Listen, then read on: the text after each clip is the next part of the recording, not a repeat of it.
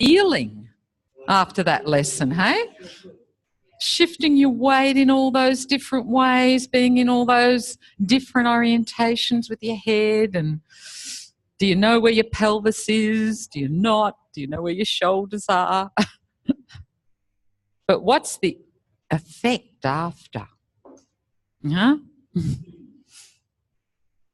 Okay, so we're going to continue just quickly on with this idea of what the person wants, how we're getting information on what the person wants. And again, we've been doing just the beginning. This is a continual process with people, because what they initially might come in with is not really what it's about. Yeah, it's often much richer and bigger than that. So this is an ongoing process. And, you know, often it's not easy to do in this situation. You've really got to hone this skill with people outside the training. Huh? That's who you've got to hone it with. Because you all speak the same language. Yeah? Okay, so what the person wants. So these are just some ideas that I've put down that you sort of came up with in your questions the other day, yeah? And maybe some other ideas. I'm really interested in what they'd like to get from the lesson. And we're all going to use different gambits to do that. And it has to be something, whatever question you ask, has to feel really congruent with you. No? Not that it's something you're saying because someone else said that that would be a really good thing to start the lesson with. I think this is the biggest thing I've learned about. I have to be authentic to myself and use language that really feels authentic to me. No? Because then the person feels that, and that's starting to develop the relationship. So, you know, my question will nearly always be along the lines of, how can I help you? So I'm sort of trying to set up pretty quickly that this is a relationship that's going to be going on, that I am there to hopefully support them or to aid them in where they're going. But as I said, that feels congruent for me. So I don't feel in doing that I'm setting it up that I'm going to do it all, but that's in my self-use. So it's not just the words I'm using. How can I help you? Huh? Ruth, what did you often say, did you say, for your first opening question? Yeah, what brings you here? No? Jen, did you have one often? Not, you know, I'm sure it changes, but yeah. So it has to be something that you feel really comfortable doing. And you can hear with all of them, most of them are pretty open questions. No? So what would they like to get from the lesson? The importance of the request. So, and again, this might not be apparent in the first lesson.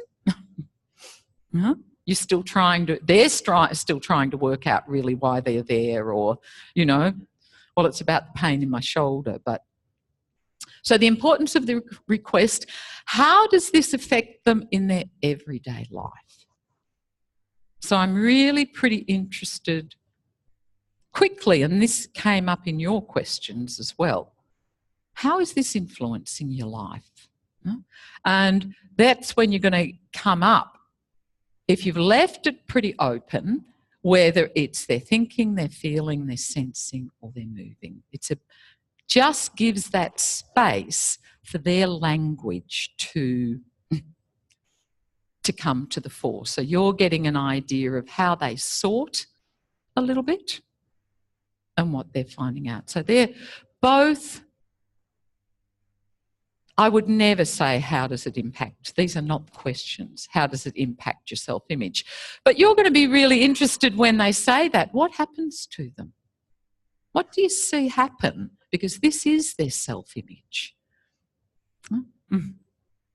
So at the beginning, open questions, empathetic listening.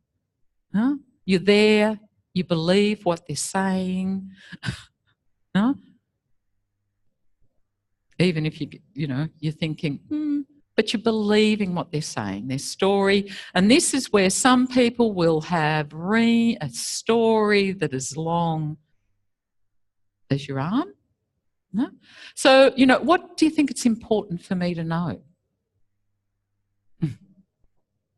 Again, fairly open questions at the beginning. So this open questions, empathetic listening, you're really trying to get the developed relationship to give this idea that you're in this together. That there's something we're setting up here that's a relationship. Okay, relevant history and information. This really varies for me, and I think for many of us, depending on what the person is presenting with. So depending on their request, I might be really interested in what their occupation is. Do you know what I mean? Or what they do, or where they are in the family, or are they in a relationship? Often they're not that relevant for me. There's lots of people that I'll start working with and I've got no idea what their occupation is. And it might come up later in the conversation. So I think as you go on, you've sort of got these questions, and they're just, I used to love it. Alan Questel used to say, they're in your backpack and you just pull out the ones you need. So occupation, family. I'm really interested for a lot of them, maybe other modalities they've tried. So do you know what I mean? If they're coming to me and I can tell this has been sort of a long-term thing, what have you tried? What's been useful for you? Because that gives me an idea. Are they someone who readily asks for help? Are they someone who's open to sort of trying different things and they work? Or, oh, no, I haven't tried anything. So that's always interesting for me. Current functional abilities. Now, you're going to get a sense of this by how they walk in the door. Obviously, can they walk? How difficult is it for them to walk? How do they sit to stand? How do they, if you've got steps coming up to your place, have they been able to negotiate steps? What's happening? But within these current functional abilities, again, I'm really interested in their activity levels. Do they exercise? Do they like movement? And again, maybe not, but that's going to be something I'm interested in. Because it's really interesting, the number of people that you just know movement would be really good for them.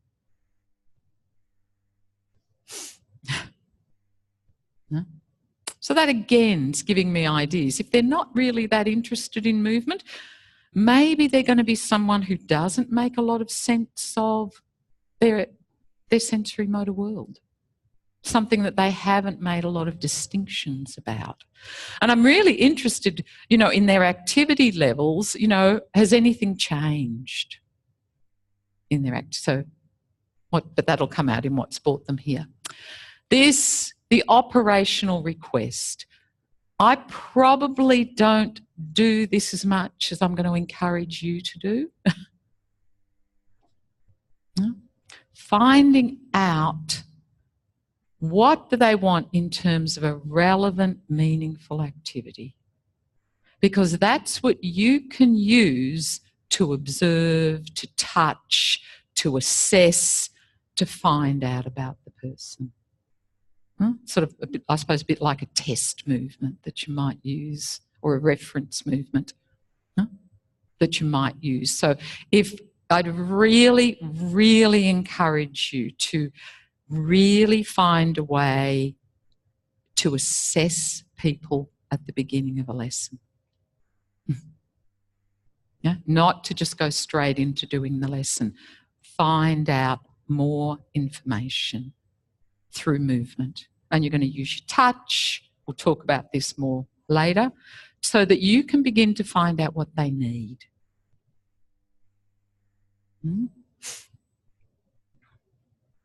And again, ongoing process. Reframing a problem-based approach into a learning-based approach. So, you know, just Jen's thing. What would you like to explore? So what are the language words you can use? Let's investigate. And for me, it's always let's. Yeah? So that they know I'm there to help them. Let's explore. Or even when they're saying something, I might be going, oh, that's interesting. What do you think about that? So I'm going to try and set up, if I can, with people that they're beginning to question a little bit what it is. So that came up again in lots of your questions that you put up on the board the other day. So what have they investigated so far about whatever? And I don't then mean modalities, but this question lets me know, are they investigating it in themselves? So I think it was Lockie who, you know, what have you found? What have you discovered about this? Have you found things? And I will always start with, have you found things that make it easier? And then maybe go towards, are there some things that aggravate it or you find more difficult? So if someone came with, say, I'm having difficulty with steps, I'm just pulling something out of the thing. Does it make a difference if there's a rail on the steps? Because you will not believe the number of people that I see that their pride will not let them use a handrail, or older people who will not use a stick. Yeah? And they're a lot of what I really loved when you were talking yesterday, and you talk about self-image and the beliefs and attitudes about what does independence mean to me. No, I don't want to be not just dependent on other people. I don't even want to be dependent on a stick, that poor little innocuous stick that's, you know, but it tells you a lot about what they think about dependence or independence and how I just have to be able to do it.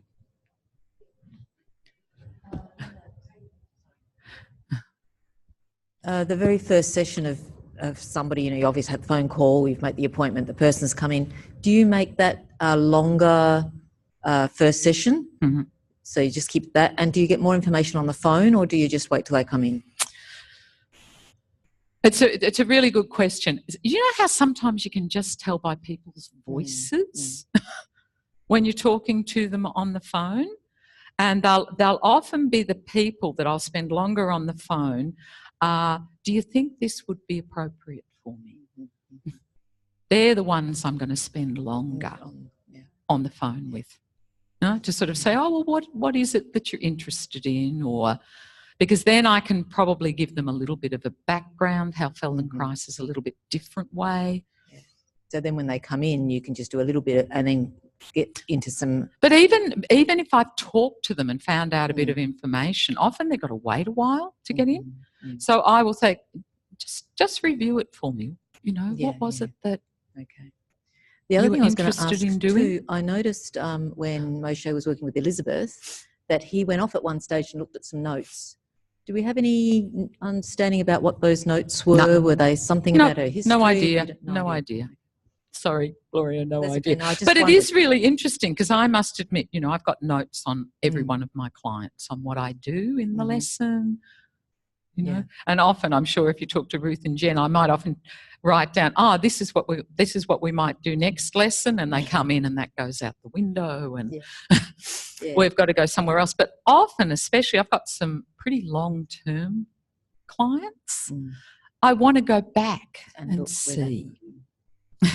You know, or if they've come in. So it's really interesting because I remember in sensation much more than, so I can put my hands on them and remember, you know, what we were doing, but I always take notes. But that's you. That's me. Yeah. Okay. Because legally, I think it's a really good thing to do.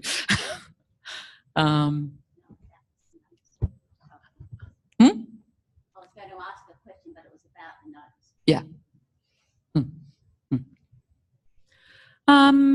So they're sort of, and as I said, they're flux there.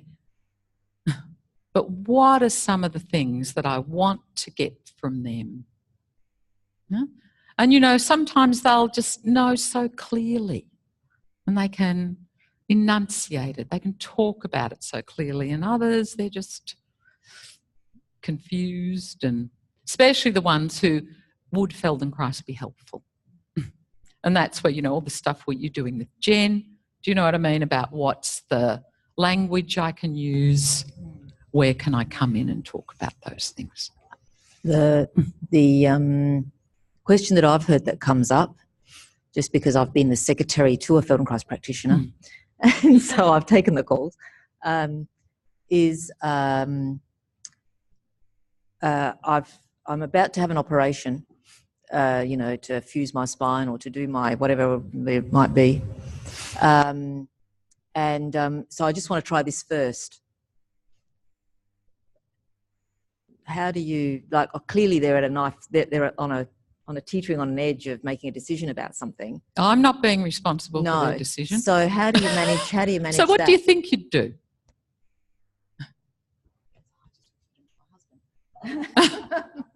You need to talk to him about that. Because what they're saying is, I'm not sure about this. And that can be from a million different things. That can be, I am just terrified of surgery, full stop, doesn't matter what it is. But, you know, that just the thought, I don't want anyone, you know. So I've got clients that I've probably suggested to them very lightly that maybe some knee replacements would have been a really good idea, but their anxiety about surgery is so high that they're not ready. So how do we get them to a place where they can feel more comfortable that that could be an option? Doesn't have to be the option, you know. But there's also some people that you work with, it should be an option. It should be an option. Probably back surgery, you're pushing a few more of my buttons. But, you know, it can also, and again, I've got years of experience, so I can have probably a little bit more thing. But that's the question you're coming up with. You know, I can't answer that for you. But maybe if you come in, let's just have a look. So this is often what I'll say. I can't answer that for you, but let's make an appointment and you can come in and we can just sort of see if Feldenkrais would be useful for you or not. Absolutely. So again, you're just keeping the options open for them. Because I don't want to be in the place of thinking they're going to have surgery and they've come to me, and it's a shocking place to be in. Because then you're trying to convince someone about how wonderful Feldenkrais is. Rather than them to come in, let's explore. Let's see if it makes a difference. If there's something here that could be useful. And usually if they're having surgery, I'm probably also going to be pushing pretty hard. And, you know, even if you have surgery, it's probably going to be really valuable to find out more about what could be useful. before the surgery, and then it'll be fantastic if you decide to have the surgery. So I will, put things in. Yeah. So that's sort of working out what the person wants, and we're going to do a little bit more on that, but that's sort of your ground thing. But it's practice. All of this is practice. No? You don't learn it if you don't do it. No? Okay, so let's move on to Larry. So just before we watch the next bit, let's look at a couple of people. So I might put this around this way so you can see people a little easier. Okay, so who sort of felt it wasn't easy for me to find what the padding was I needed yesterday? Or it wasn't easy for the other person to find? No? So I've already, so no, it's okay because we did a bit with you yesterday. But let's get, who put their hands up? Who hasn't been up? Yeah, Philippa. Who else? I want 2 people, that's all. Mia.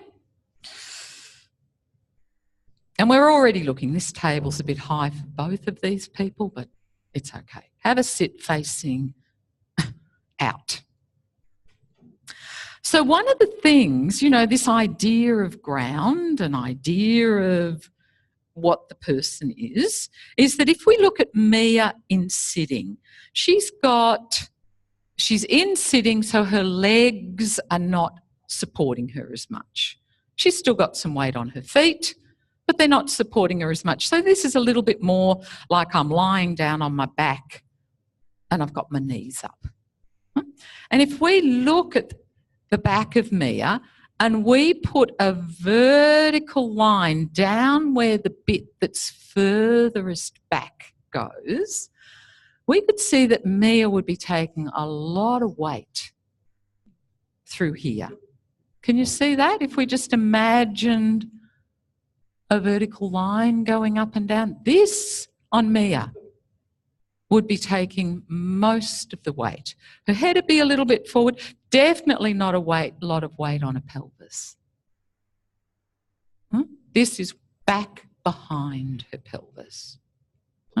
So you could sort of see from sitting, boy, would it be that comfortable for Mia to put her onto her back?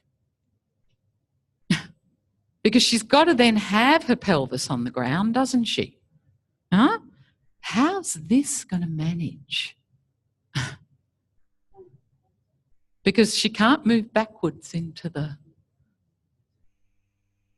ground. So she's going to have to really change her spinal curves in some way.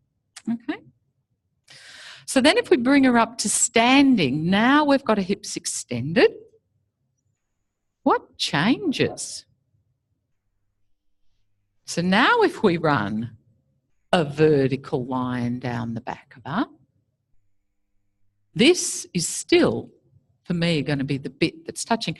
But probably her pelvis has got a lot more hope of touching the ground than it did when her legs were more flexed. So she'd probably maybe have a little bit more adaptability. We're just hypothesising here, with her legs longer than with her legs bent up. What's going to happen? Yeah? And where she definitely is not going to need support under here, is she? No? But, maybe here might be really helpful. So, Mia, have a lie down for a sec. We'll do you, Philippa. So, and let's see, bend, and actually don't bend your neck. Which is more comfortable for you? Okay? What just happened to her breathing? Put your legs down again. And now slowly bring your legs up. She's already held her breath. No? So even though Mia says it's actually more comfortable for me with my legs up, she's already holding a breath more to get into that position.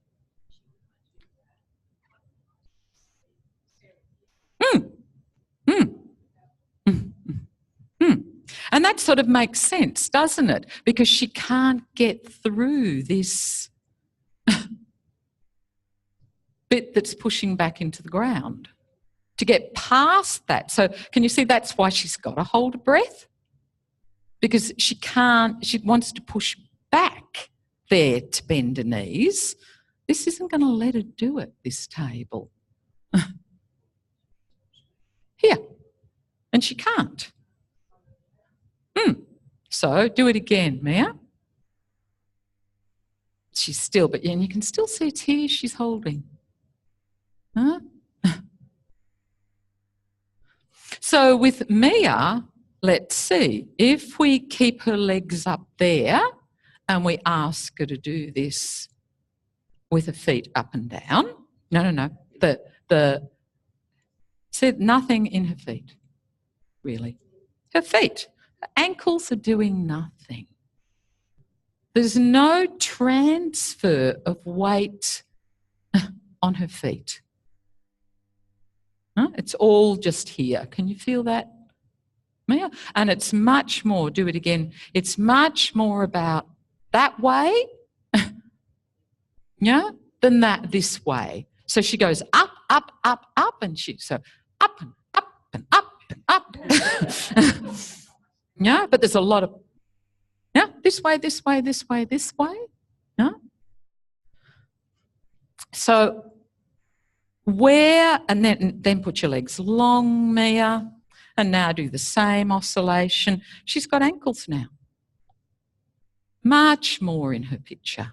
And can you see that goes through her much more easily with her? Can you feel that, Mia? You can see that the ground, she's shifting much more weight. Come up and do it with your knees bent again. Sorry, we shouldn't do this to you. And you can see she just can't, she's not getting the ground movement. It's more just coming through a middle. So what would we expect? What about if we take her halfway? A little bit further. How about there and lift on? And these are ATMs. Lift your heels up, lift your feet up, and oscillate there. Still not much in her ankles. Can you see? Take them further down, Mia.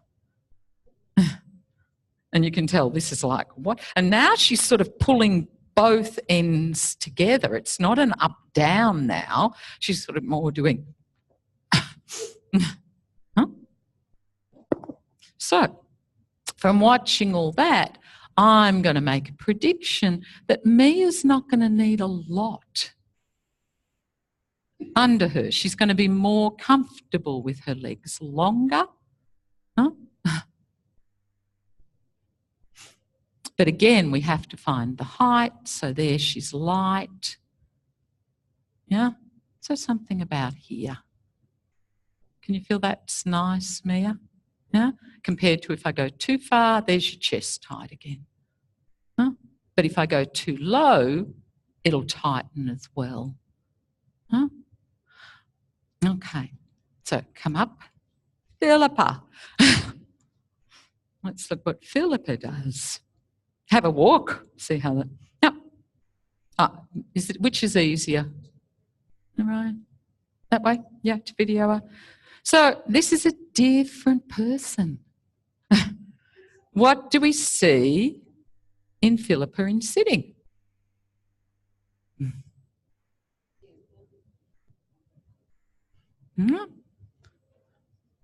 You can see she'd be able to have a lot more of herself closer to the floor. Not a head, but there's a lot more these curves. And unlike Mia, who was sort of more back behind her pelvis, remember her pelvis was really, I know it's not Philippa. So if we put something down there, and it's really interesting because I can see that with Philippa, her ribs would touch more. She'd be more here and here would be her weight. Yeah. Come up to standing. And it's really good to do this because you will see this is how people... So what happens look at the difference in it curves. How much of it would touch the ground now? Much less. Yeah? You can see there's much bigger areas of her away. So it's more here and more her shoulder blades, not the middle. It'll be her shoulder blades that she'd tend to touch on.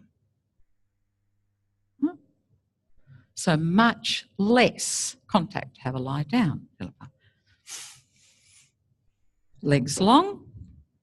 Yeah, and you can see already, you know, and we're not making it comfortable, we're just, yeah. And if Philippa did this little does a lot with the feet, yeah. But again, you can see it's thin. But in terms of the ground, she's doing this beautiful, but it's not shifting her weight on the ground a lot. There's not more parts of her finding the ground. Does that make sense, what I'm looking for?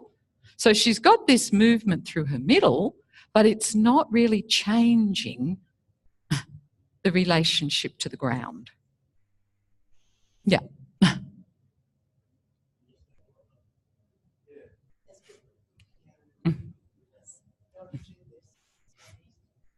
Mm-hmm.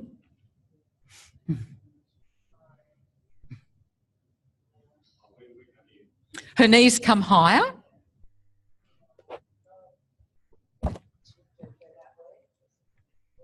To go down is more difficult. So you can see everything in her chin too. It's all, Philippa's more down, Mia was more up. No? So let's look for the difference, Lockie, because what did it look like when she had her legs bent? Actually, let's let you bring your legs up. Much easier. She doesn't have to. Huh? So now if you do it, Philippa. There's still not heaps in her ankles, but can you see there's more bits of her touching the ground now? So as she oscillates this through, she's finding the ground.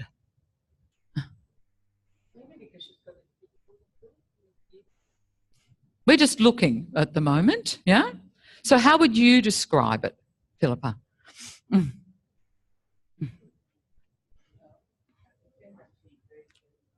Mm-hmm.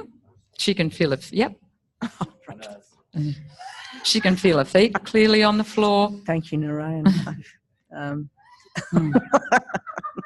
But in this position, I feel my pelvis is able to move more easily forward and backward. Mm-hmm. That way. It's softer. Yeah. My head is much easier.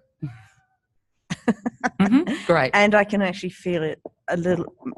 I do get a sense of the transfer to my... You can see that transfer happening. Yep. Go on. Doesn't go very far, but she is doing a little transfer on her feet. That, if my knees were here. Yeah, look at that. And look how much of her, as she does this, she can put onto the ground. Huh? Yeah, get your low back flat. So she can give up. It's getting to the ground that's letting her give up that extra work that she does in her extensors. Moves across the ground. So not just through the middle of her, but across the ground. Yep.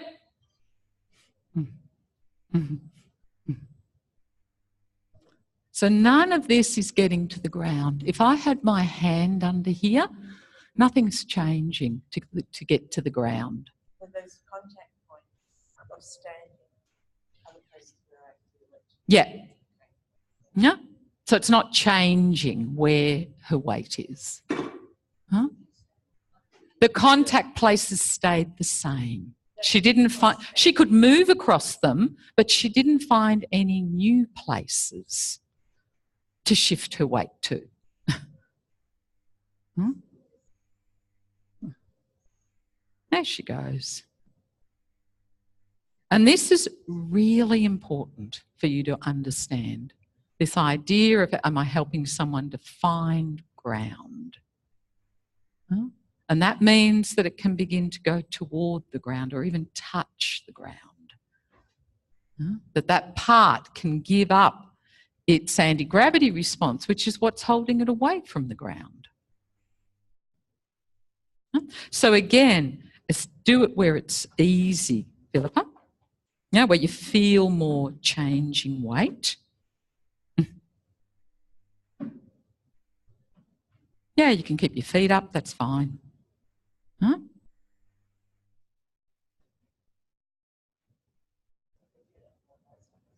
Yeah. Now come up to standing, or sitting first, and just see, does anything feel any different? Lower back's given up some of its work. It's longer. Yeah, can you? These aren't as prominent because she hasn't been taking all the weight into those parts. She's found other parts that can distribute this ground. Huh? Now if you go down again, Philippa, and do it where you were more going up and down through the middle, but so with your legs long, which will already be different because we've given her more ground. Yeah? So she's got a nice oscillation going, but it's not changing a lot where the weight is. Yeah. Yeah. Come up to sitting, because we didn't really show her through that more of her could find the ground and what feels different. She's good. Yeah, but she's got more extension again. Can you see? She's just a little bit more curved again. So this lesson is giving Larry ground. No?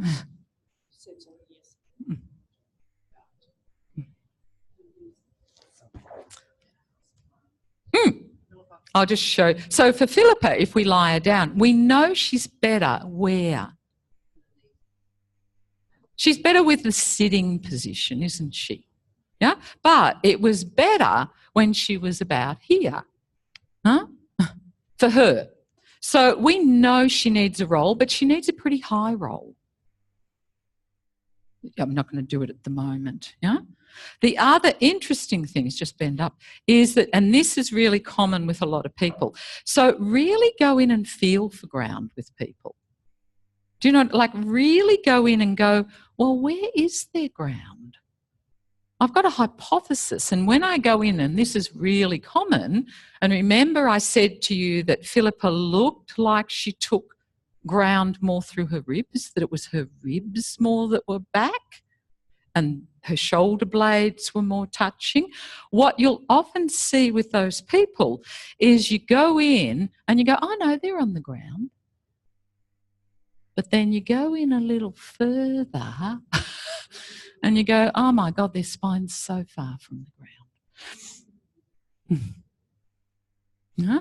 So they're getting all this nice rib movement, but it's not necessarily transferring through into their spine being able to be connected to that. Thank you, Philippa. Okay, so do you want to go with the same partner and have a look at that that you did yesterday? I think it'd be good. Yeah? And then you're just going to play around with where is it? Because that's what's really difficult, you know, because we demonstrate something and it's like, But what could I do to assess that for this individual? What am I looking for?